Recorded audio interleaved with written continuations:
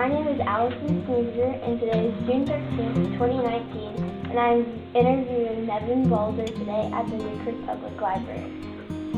And my first question today is, what motivated you to join the military? Well, I did all right in high school, and then I tried college, and I figured out I was wasting my time and money and their time. So I came home and told my dad I wasn't going back to college. He asked me what branch of the service I was going to join. Anyway, we messed around and found a 2-year program to be a helicopter pilot, which sounded good, but I didn't think about it until later. But it didn't take them long to figure out I can't fly, partly because I can't tell if I'm 6 feet or 60 feet up in the air. It's kind of hard to land in that. So anyway, I went from there to Signal Corps School in New Jersey. When I graduated from there, I spent some time working in the Pentagon in Washington, D.C., and decided I didn't want to stay there any longer. So I told them I wanted to transfer. They told me I didn't have enough time, so I extended my enlistment for 90 days to get out of there. And they told me with no more time than I had left, there wasn't but one place I was going. I said, okay. So then they sent me so far west, I was coming back east, the way I usually put it. Ended up in Vietnam. And went over in August of 1970, came home June the 1st of 1971. So that's how I ended up in the service. I enlisted, so I didn't have any gripes coming. It was okay. Met some good people. Didn't have it nearly as bad as a lot of people because of what I was doing.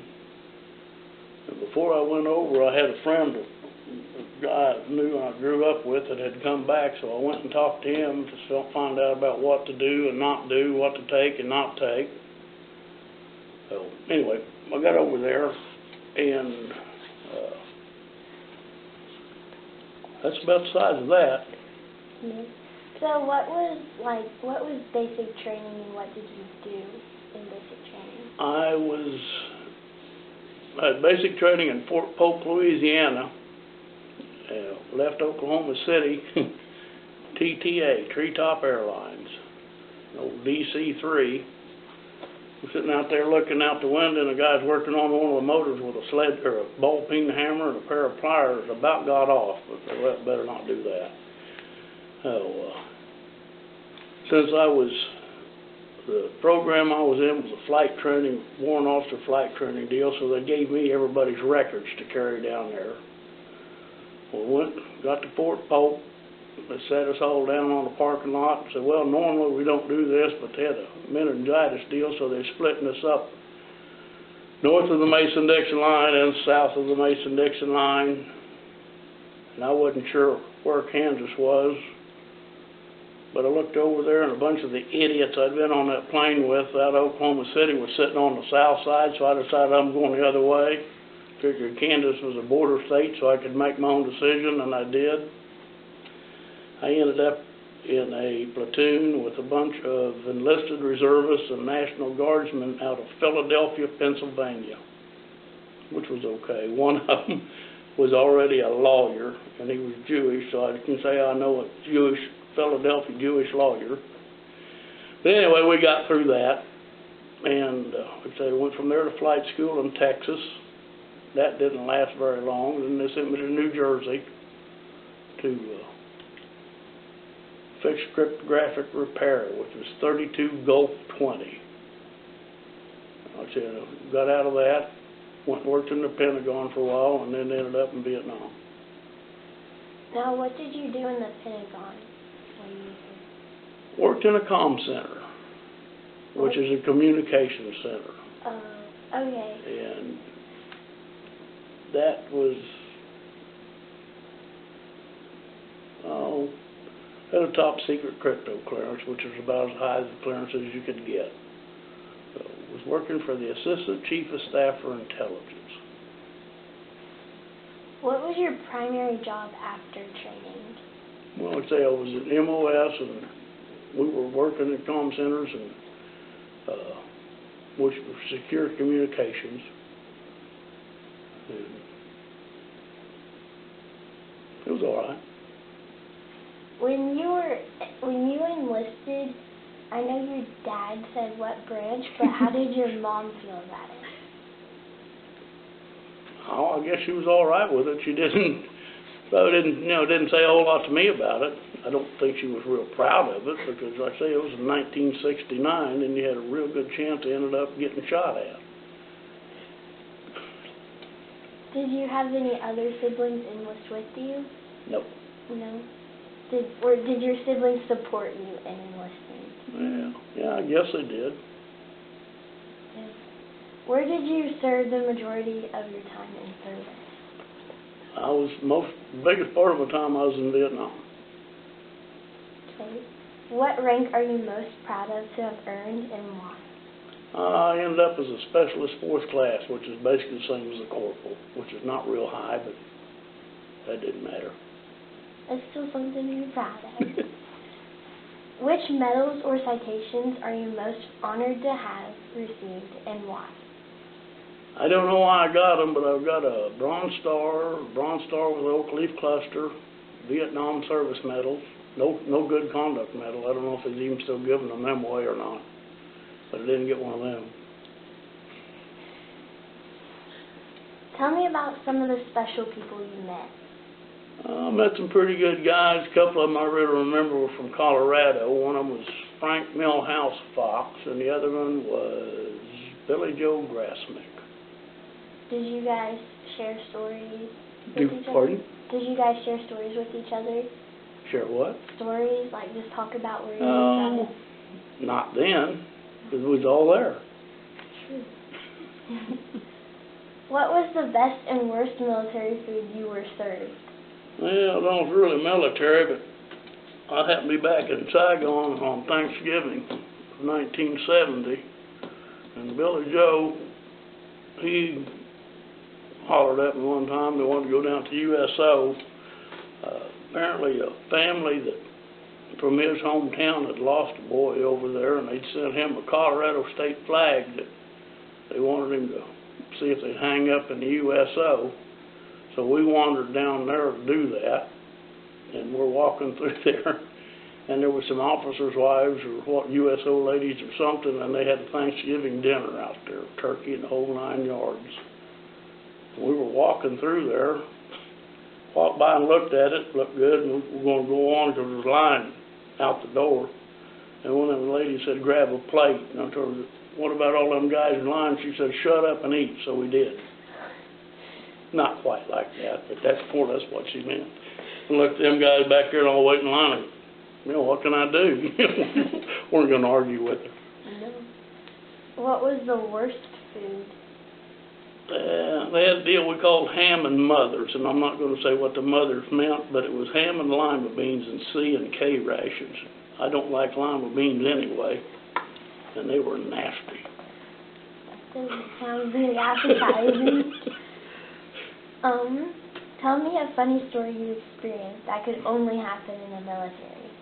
Well, the first one, in a way, was I went on active duty in April 1st of 1969. And I'm still not sure who the joke was on, me or the Army. But I went on R&R, and usually, you go down to Tonsanute, get on a plane, go where you're going. I went to Australia, go 10 days down there, come home, get on a plane, and get back where you started from, home. But anyway, so I just had one set of fatigues, and I go down there. When I got back, for some reason, they couldn't get me a ticket.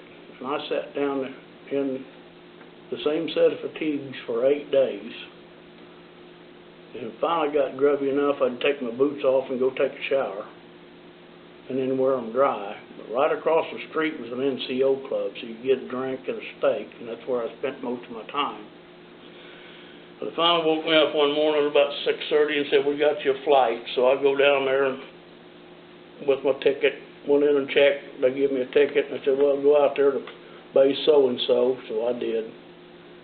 Walked back in there and I told them I thought they had the wrong deal. Nope. So I went back, same thing. Came back about the fourth time, they had me talking to an E-8 Air Force sergeant. He told me to get out there and wait, so I did. The reason I wasn't too sure about it, it was a Beech King Air Baron, twin engine.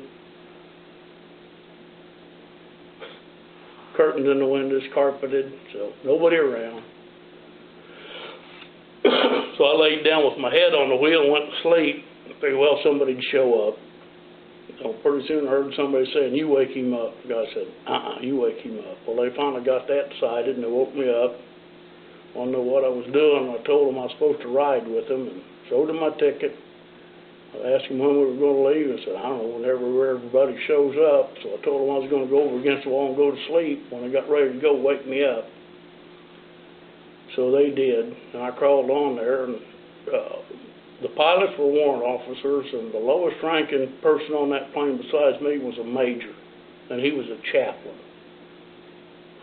And they all looked at me kind of funny, of course. But we took off and went up there, and co-pilot come back about when I was going back up to July, and they had an increased rate alert. He come back here and asked me how fast I could get off at, and I said, "Oh, probably about 10 miles an hour."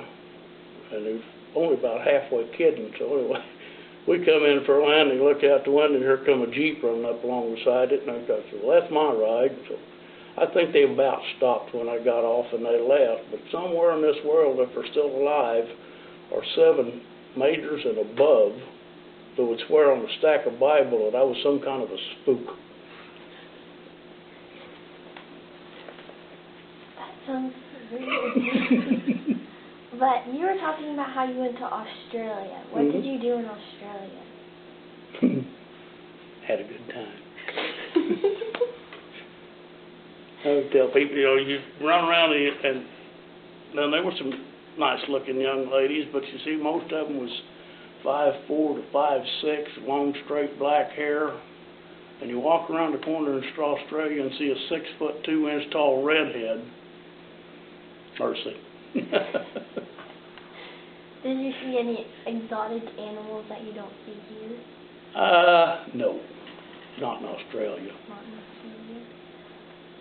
Were you deployed overseas, and if so, for what? Well, I was in Vietnam, and like I say, I was working for Comm Center, Assistant Chief of Staff for Intelligence. No, it's been almost 50 years. Probably can't say a whole lot more than that. What was your most demanding part of your deployment? Well, keeping stuff working right, probably.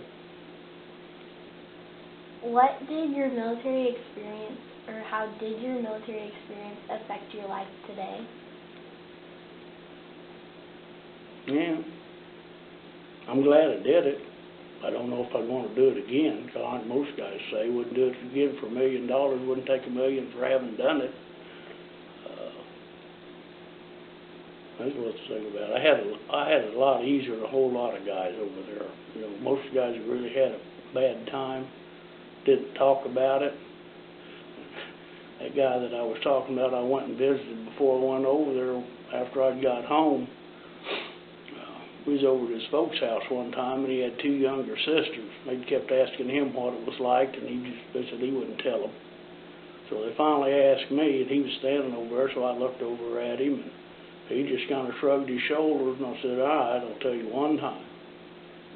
I said, "Well, yeah, you take 50,000 guys from 17, 18, 19, 20 years old, take them someplace they don't want to be, give them all a fully automatic weapon, all the ammo they can shoot up, high explosives, scare them half to death and tell them if something moves you can kill it." His sister said, "Oh my God," and he just looked at me and grinned. He said, "I never asked him again." That's about the way it was. How old were you when you joined the military? 19. 19. How old were you when you got back home? 1 month and 1 day short of being 21. Oh wow. when you came back home and you left your military friends, did you still communicate them, and do you still communicate? Yeah, some of them. I went out to Colorado and went hunting with fox a couple of times. So, yeah, a little bit, but probably not a lot. Okay. Thank you for letting me interview you today. I You're really welcome. appreciate it. You're quite welcome. I'm going to tell her that your dad was in the service. Yeah, he was a Marine. Yeah. That was probably part of why he... Yeah, probably part of why he said what he did. He's the one that actually come up and found that warrant officer flight training program. And the thing about it, it was a 2-year enlistment. It took almost a year to get your wings. And if you graduated, you signed up for 3 years active duty with the enlisted reserve. So, as I say, that's what I got to thinking about it after we figured out I couldn't fly. Life expectancies for helicopter pilots at that time was not the greatest.